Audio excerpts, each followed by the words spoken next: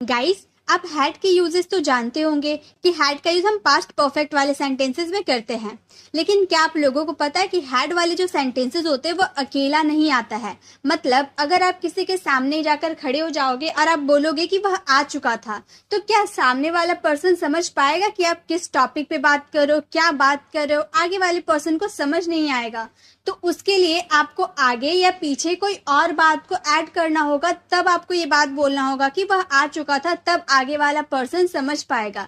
तो हैड का यूज हम ऐसे ही सेंटेंसेस के लिए करते हैं जिसके आगे या पीछे कोई ना कोई दूसरा सेंटेंस जरूर रहता है, तभी दूसरे वाले सेंटेंस में हैड का यूज करते हैं। तो आज के इस वीडियो में हैड के यही यूजेस को सीखने वाले हैं कि कोई भी सेंटेंस हैड वाला अकेला नहीं आता है, वो अपने आगे या पीछे को कोई ना कोई सेंटेंस को जरूर लेकर आता है। तो हैड का हिंदी मीनिंग क्या होता है? चुका था, गया था, ली थी, दी थी। तो ज्यादातर हम हिंदी मीनिंग पे नहीं जाते, हम अपने बोलने पे डिपेंड करता है कि आप किस सिचुएशन में, किस समय पर कौन सी बात बोल रहे हैं।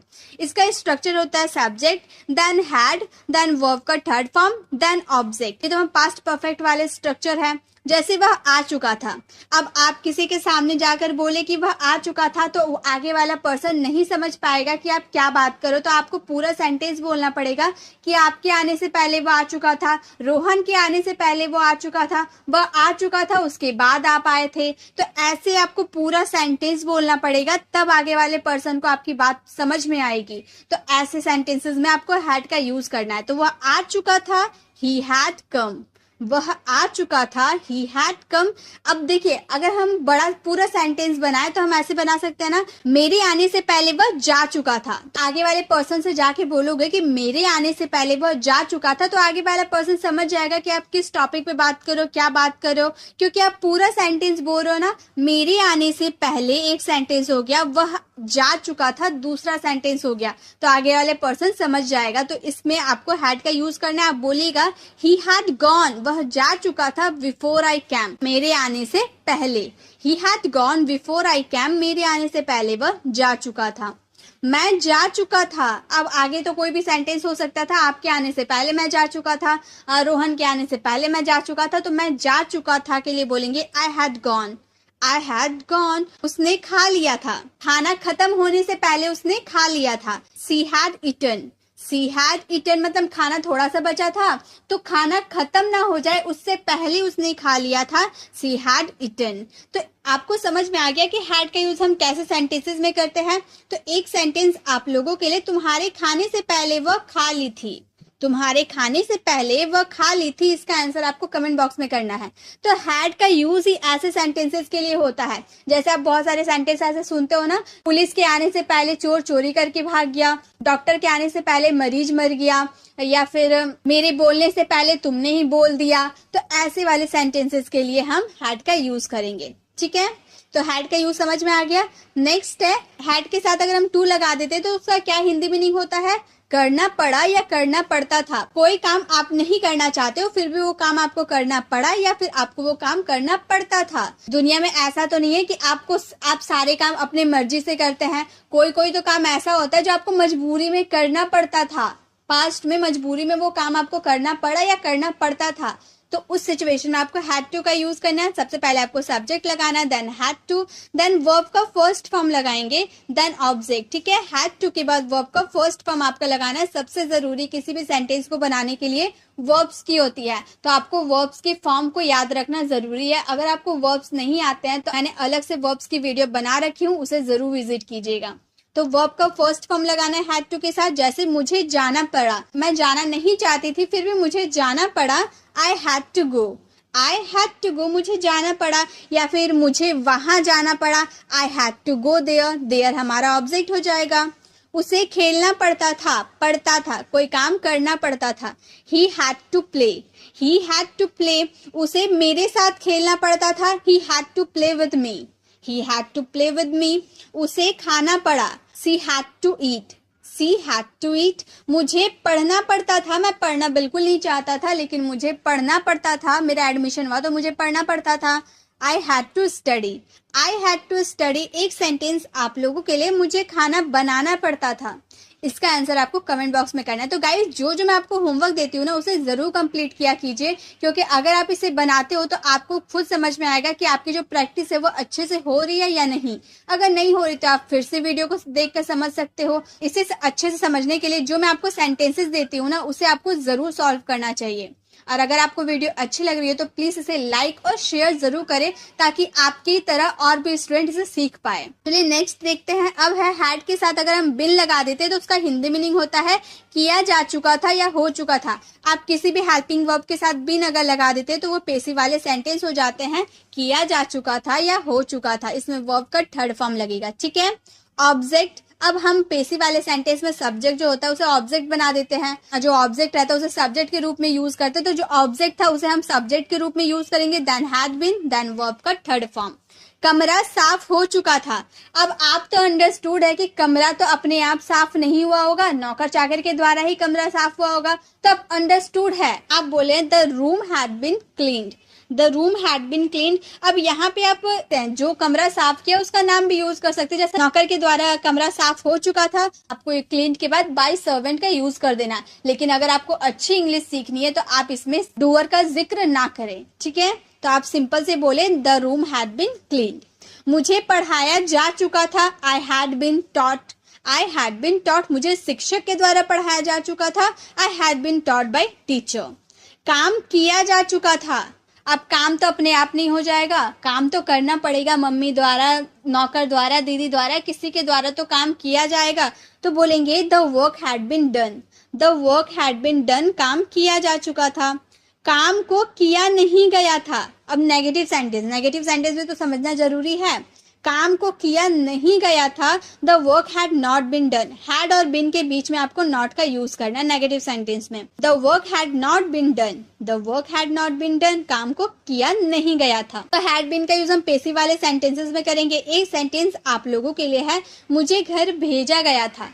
इसका आंसर आपको कमेंट बॉक्स में करना है। नेक्स्ट है हैज और हैव। हैड के यूजेस तो हम लोगों ने देख लिया कि पास्ट में अगर कोई काम किया जा चुका था ऐसे वाले, या फिर चुका था ऐसा वाला सेंटेंस के लिए हैड का यूज करेंगे। लेकिन अगर हम प्रेजेंट में कोई काम कर चुका है, कोई काम कर लिया है, ली है, दी है, लिया है, दिया है, ऐसे वाले सेंटेंसेस के लिए आपको हैज या फिर हैव का यूज करना है। अब बात ये आती है कि हैज का यूज कहाँ करें, हैव का यूज कहाँ करें। तो ये मैंने तो आपको काफी बार समझाया और आपको समझ में भी आया होगा कि थर्ड पर्सन सिंगुलर जो होता है ना, थर्ड पर्सन सिंगुलर क्या होता है, ही, सी, इट या फिर किसी का नाम, तो उसमें आपको हैज का यूज करना है। और बाकी अदर जो भी आपका सब्जेक्ट बच गया उसमें आपको हैव का यूज करना है, ठीक है। क्लियर। स्ट्रक्चर है हमारा subject, then has, have, then verb का third form and the last object. ये हमारा प्रेजेंट परफेक्ट का सेंटेंसेस में रहेंगे।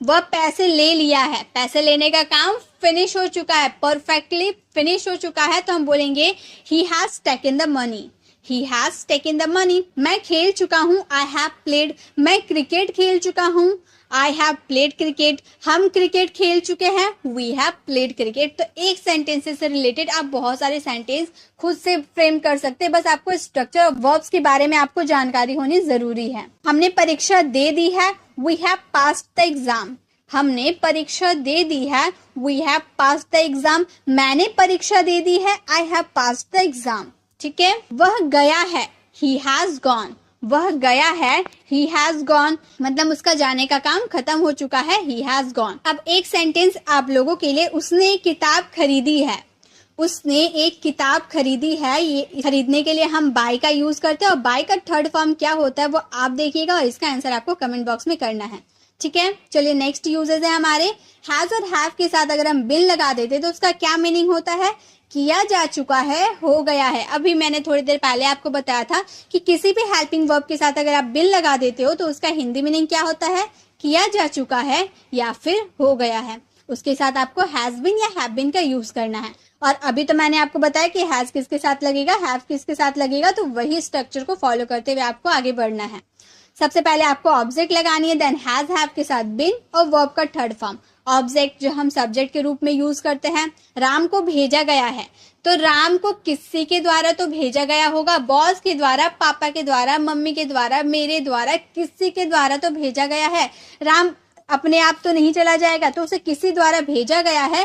Ram has been sent, Ram has been sent, मुझे घर बुलाया गया है। I have been called home, I have been called home.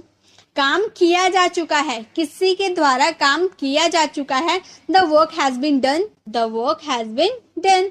कमरा साफ हो गया है, किसी के द्वारा तो कमरा साफ हुआ होगा, तो कमरा साफ हो गया है। The room has been cleaned, the room has been cleaned by servant, servant के द्वारा कमरा साफ हो गया है। जब आपको प्रेजेंट में पेसिव वाले सेंटेंस बोलने हो कि किया जा चुका है या हो गया है, तो आपको हैज हैव के साथ बिन लगाना है, वर्ब की थर्ड फॉर्म लगानी है। ठीक है, एक सेंटेंस आप लोगों के लिए है, किताबें लिखी जा चुकी है। किताबें लिखी जा चुकी है, इसका आंसर आपको कमेंट बॉक्स में करना है। नेक्स्ट हमारा है हैविंग टू। हैविंग टू का मतलब होता है पढ़ रहा है, पढ़ रहा था। मतलब इसमें मैंने दोनों लिखा है भी लिखा है, था भी लिखा है, तो आपको समझ में आ गया कि आपका सेंटेंस प्रेजेंट में भी हो सकता है, पास्ट में भी हो सकता है। तो आपको उसी के अकॉर्डिंग अपने हेल्पिंग वर्ब को यूज करना है। इसका हिंदी मीनिंग पढ़ रहा है या पढ़ रहा था। अब ऐसा तो नहीं है कि आप सारे काम अपनी मर्जी से करते हैं, कोई काम तो आपको किसी के प्रेशर में करना पड़ता है। अब मम्मी ने आपको डांटा तो आपको मजबूरी में पढ़ना पड़ा, अब मम्मी ने डांटा तो आपको मजबूरी में कहीं बाहर जाना पड़ा। तो ऐसे ही काम जो आप करना नहीं चाहते हो लेकिन आपको वो काम करना पड़ रहा है, प्रेजेंट में या पास्ट में वो काम करना पड़ रहा था, तो आपको उसमें हैविंग टू का यूज करना है हेल्पिंग वर्ब के बाद। ठीक है, सबसे पहले आपको सब्जेक्ट यूज करना है, then helping verb, then having to, then verb का first form and the last object. ठीक है, जैसे हिंदी वाले सेंटेंस हो गए, मुझे पढ़ना पड़ रहा है, मुझे पढ़ना पड़ रहा है। मान लो आप खेलने के लिए बाहर निकल रहे थे, आपके पापा ने आपको देख लिया, तो आपके पापा ने आपको डांटा और बोला कि जाओ पढ़ाई करो, तो आपको रूम में जाकर पढ़ाई करना पड़ रहा है। उसी बीच मैंने आपको कॉल कर दिया, मैंने आपसे पूछा कि क्या कर रहे हो, तो आप बोल रहे कि मैं खेलने के लिए जा रहा था, पापा ने मुझे देख लिया, पापा ने मुझे डांटा, तो मुझे पढ़ना पड़ रहा है। तो उस वक्त आप बोलेगा I am having to study, I am having to study, मुझे अभी पढ़ना पड़ रहा है, I am having to study now. ठीक है, उसे खेलना पड़ रहा है, खेलना नहीं चाहता, प्रेजेंट वाले सेंटेंस है इसलिए इज मार्क लगा रहे हैं। ठीक है, उसे खेलना पड़ रहा है, he is having to play, he is having to play. तुमको खाना पड़ रहा था, अब यहाँ पर हम पास्ट की बात कर दिए ना, तुमको खाना पड़ रहा था, you were having to eat, you were having to eat. मुझे पढ़ाना पड़ रहा था, I was having to teach, I was having to teach. तो एक सेंटेंस आप लोगों के लिए मुझे वहां जाना पड़ रहा है, इसमें कौन से हेल्पिंग वर्ब लगेंगे ये आपको देखना है। तो जब भी आपको कोई काम मजबूरी में करना पड़ रहा है प्रेजेंट में, या कोई काम करना पड़ रहा था पास्ट में, तो उसमें हैविंग टू का यूज करना है वर्ब के फर्स्ट फॉर्म के साथ। ठीक है, नेक्स्ट है डू या डज। डू डज का मतलब होता है कोई कुछ नहीं करता, कोई कुछ नहीं करती, कोई कुछ नहीं करते। अब सिंपल तरीके से ये जान लो कि प्रेजेंट इंडेफिनिट में कैसे सेंटेंस आते हैं, ता है, ती है, ती हूं, ऐसे वाले सेंटेंसेस आते हैं।